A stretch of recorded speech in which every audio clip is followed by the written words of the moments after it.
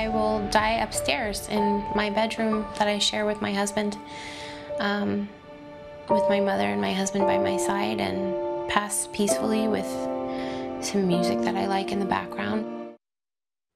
Not sure if that happened because they went to Oregon, but more of that in a few moments. Moral Maze, much to discuss, and first up is the case of euthanasia. It's a gripping example. Lisa Globe is here from Campaign Life. Brittany Maynard, I mean, there's another interview she gives where she cries and she says, if people could feel that the bone-shattering headaches and the inability to function, and then she cries when she's looking at my boyfriend and not knowing his name.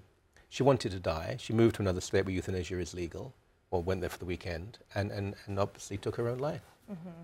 Yeah, I think what's interesting about this story, if you want to use that term, I would say more tragic, is that, you know, this is just an emotionally charged anecdotal situation where one woman, where the pro-euthanasia camp used one woman's circumstance to further their agenda.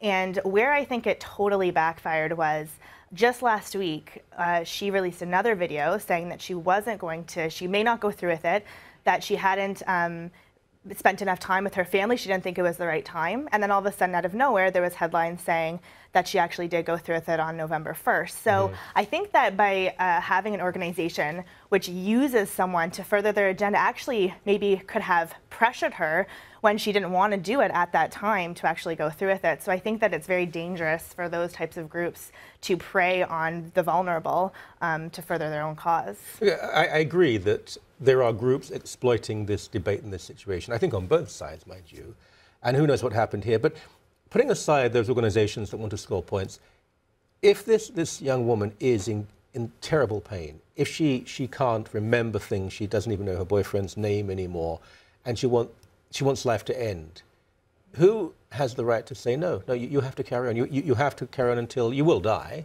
quite soon, but you have to go on.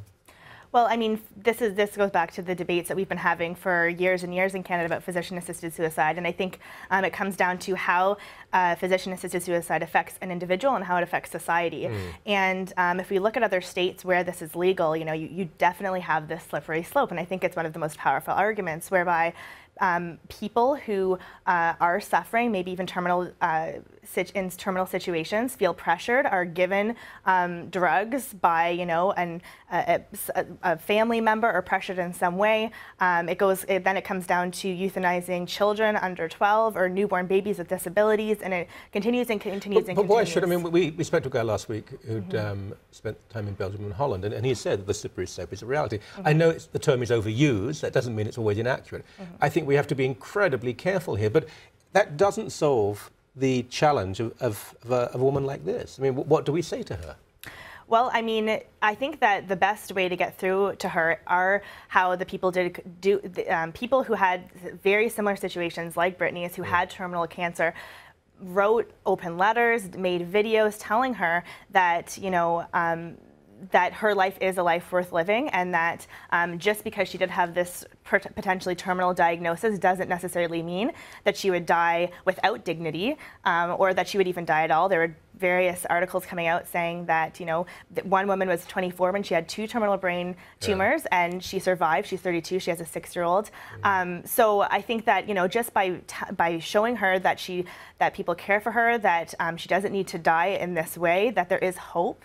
Hope is a huge thing for people with terminal cancer, and go from there. All right. I mean, you make a very compelling argument. I wonder. I think the next year or two is going to see an enormous expanding of the debate in this country. Lena Dunham. I suspect for most people, they've not heard of Lena Dunham, but she is, well, you know, she's quite talented. She's a comic and sort of actress, very much on the left. Her show can be quite funny, can be quite poignant, almost self-mocking, but she's brought a book out. It's a collection of essays, really. But in it, she seems to, well, she says things that went on between her and her sister. I think he's about 6 or 7 years younger. Yes, yeah. And I believe flippantly says it was child abuse. Now, we can't go into all the details. We're going to show some passages from the book, but forgive this, but when her sister was, what, a year old, and she'd put some beads or something in her vagina. And Lena, who was 7 at the time, took them out, and they said, "Mom, look at this." And I don't think that's abuse. Another incident where she kissed her sister on the lips for a few seconds, which is very odd. and other passages I don't really want to say on air, but you can see them in the book.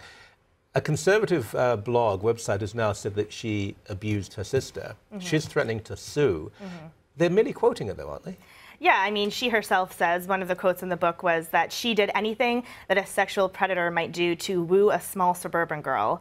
She was trying. So, you know, this conservative news source came out saying, how can you sue us for just quoting you? Because that's what they were doing. And I think that even though the one-year-old in that one particular circumstance, even though she did put pebbles up her vagina, pebbles? Lena was exploring her vagina. She didn't even know that there was pebbles up there. So it was that is not unprecedented, you know, and abuse wouldn't be assumed. No, I'm sorry. I mean, children are curious. It doesn't mean they're always abusing. I think, you know, a curious child would be picking their nose and examining it, not examining their sister's vaginal I think you might be a parts. little surprised. However, other things happen as well. There's one particular incident that is very disturbing. Was she not being almost flippant, as I mentioned earlier, or mocking when she said anything that a child abuser would do? I don't think she was actually saying, I am. She was almost making a joke of the whole thing. I mean, it's hard to tell. She's very dry, and the situations that she was describing, one could easily come to that conclusion. Even, you know, in one story, she was, you know, her little sister kept asking her to sleep in her bed, and she did. And then, you know, she would do various things while she was sleeping, including masturbate right next to her. Well, that's the thing I didn't want to say, yes.